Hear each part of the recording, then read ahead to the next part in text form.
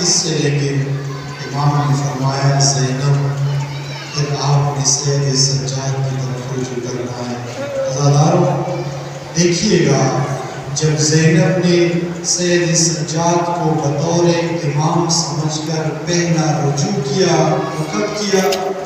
کس عالم میں کیا؟ پہلی بار سید سجاد سے امامت کا حکم زینب العلیٰ نے تب لیا جب خیموں میں آگ لگی ہوئی تھی۔ ایک خیمے میں آگ لگی، سینانیاں بچے یتیم اٹھ کے دوسرے خیمے میں آ گئے۔ جب آخری خیمہ بچہ زینب العلیٰ آئی، فرماتی ہے سجاد بیٹا آپ وقت کے امام ہیں، آپ حسین ابن علی کے بعد ہمارے رہنما ہیں، بتائیے گا امامت کا حکم صادر کیجیے گا، ہم بیویاں خیموں میں جل جائیں یا خیموں سے باہر نکل جائیں؟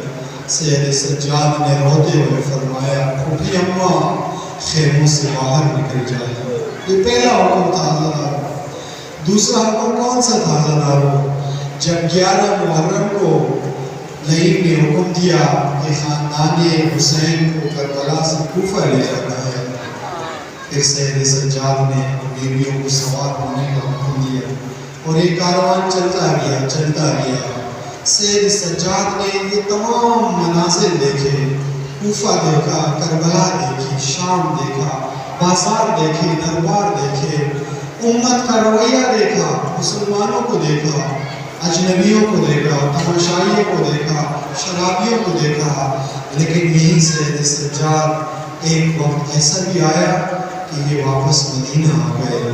مدینہ آ کر کربلا کو کئی سال گزر گئے۔ ایک دن سید سجاد مدینہ کی گلی میں گزر رہے تھے، سامنے سے ایک فقیر آیا، ایک تنگس شخص آیا، آوازیں دے رہا تھا مدینہ والوں میری کچھ مدد کیجیے، مجھے کچھ پیسے دے دو، کچھ مال دے دو، کچھ کھانے کو دے دو۔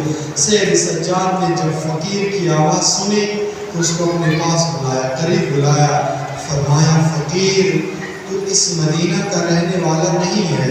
کہا مولا میں مدینہ کی باہر سے آیا ہوں۔ کہا مجھے ایک سوال کا جواب دے سکتا ہے تو؟ کہا یا ابن رسول اللہ سوال کرے میں جواب دے دوں گا۔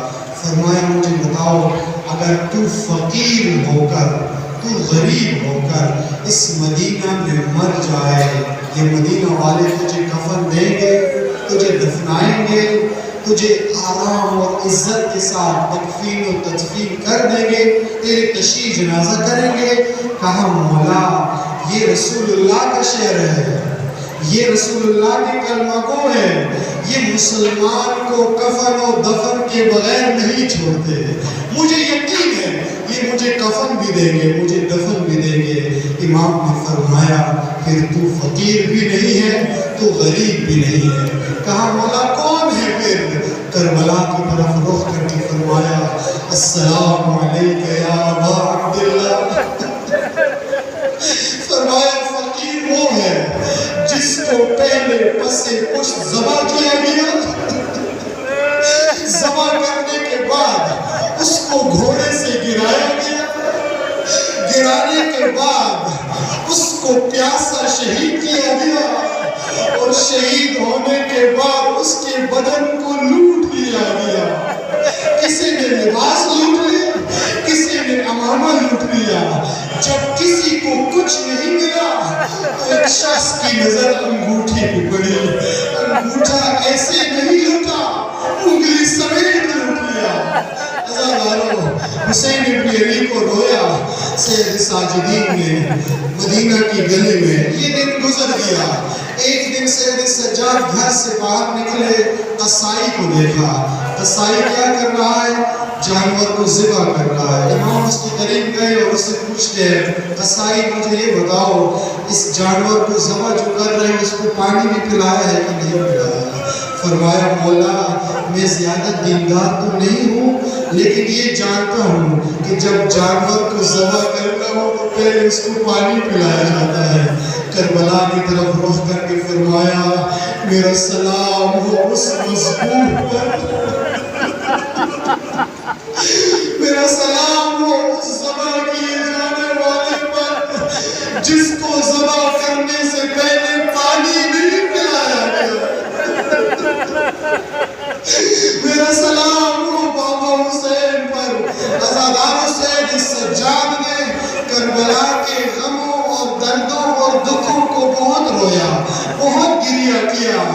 لیکن ایک شخص جب سید سجاد کے پاس آیا، میں بڑے سخت جملے پڑھنے لگا ہوں، میں خود سخت جملے مصائب میں نہیں پڑھتا، صرف چند جملے پڑھنا کافی ہے، لیکن مجبور ہوں اس بات پر سید سجاد نے جو اتنے سخت مصائب دیکھے ہیں ہم اور آپ سنیں بھی صحیح۔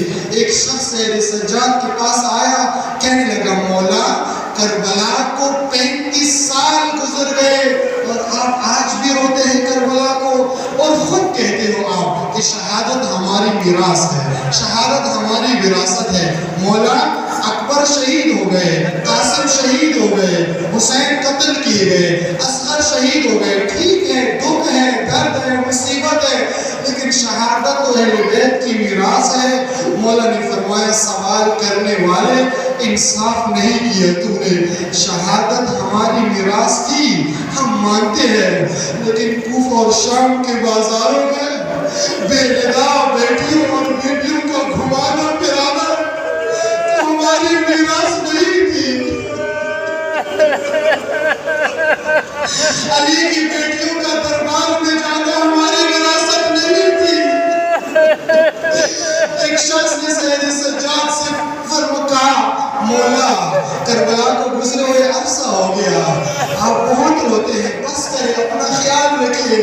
مولا نے فرمایا اے شخص تو نے قرآن میں پڑھا ہے کہ یعقوب کا یوسف جب یعقوب سے جدا ہو گیا تو یعقوب جانتے تھے کہ یوسف زندہ ہے، شہید نہیں ہے، خون نہیں نکلا اس کا، لیکن یعقوب صبح و شام روتے تھے، دن رات روتے تھے، ملائے عام میں روتے تھے، بیٹوں کے سامنے روتے تھے، بیوی کے سامنے روتے تھے، اتنے روئے یعقوب کہ آنکھوں کی بینائی چلی گئی۔ فرمایا اے سوال کرنے والے، جب ایک یوسف کی شہادت، جب ایک یوسف کی جدائی پر یعقوب اتنا روتے ہیں کہ آنکھوں کی بینائی چلی جاتی ہے، میرے کربلا میں 72 یوسف شہید کیے، 72 یوسف کی شہادت دیکھی ہے میرے عزیزانو۔ بس آخری جملہ میں عرض کروں، اجلکم ربکم، اللہ تعالیٰ تم لوگوں کو حسین کے غم کے علاوہ کوئی اور غم نہ دے، اللہ تعالیٰ تمہیں سید سجاد کے ساتھ گریہ کرنے والوں میں شمار کرے۔ یہ سارے غم، یہ سارے دکھ سید سجاد نے یاد کیے، گریہ کیا، حسین کی پیاس کو یاد کیا، حسین کی بھوک کو یاد کیا، اکبر کے کٹے ہوئے گردن کو یاد کیا، عباس کے کٹے ہوئے بازو کو یاد کیا، لیکن ایک سوال ایسا تھا کہ جس سوال کے کرنے پر سجاد کا جگر پھٹ جاتا تھا، سجاد سے جواب نہیں دے پایا جاتا تھا۔ وہ سوال کون سا تھا عزیزانو؟ جب کوئی پوچھتا تھا مولا یہ بتاؤ سب سے زیادہ اذیت کہاں پہ دی گئی،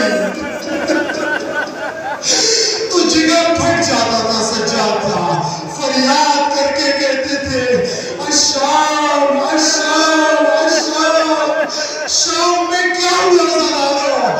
سجاد کا جگر شام سے کیوں پھٹ جاتا ہے؟ سجاد شام کو یاد کر کے 35 سال کیوں روتے ہیں؟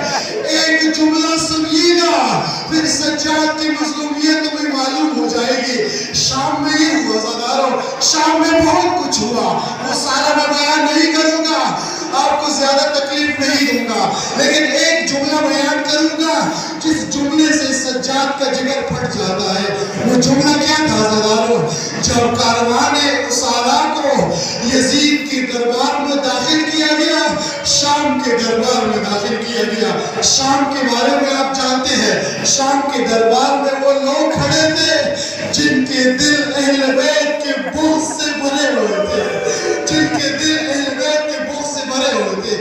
جب ان مبغضین کے دربار میں کاروان کو داخل کیا گیا، راوی لکھتا ہے کہ شرابیوں نے شراب پی ہوئی تھی، شراب کے نشے میں دھت تھے، اجنبی کھڑے تھے، نامحرموں کو بلایا گیا تھا۔ بعض روایات میں یہاں تک لکھا گیا ہے کہ شام کے دربار میں غیر مسلموں کو بھی بلایا گیا تھا۔ اجلکم ربکم وزرارو، جب اس شام کے بازار میں کاروان کو داخل کیا گیا تو یزید نے اپنے شخص سے پوچھا میں نے سنا ہے کہ حسین کربلا میں اکیلے نہیں علی کی بیٹی کو بھی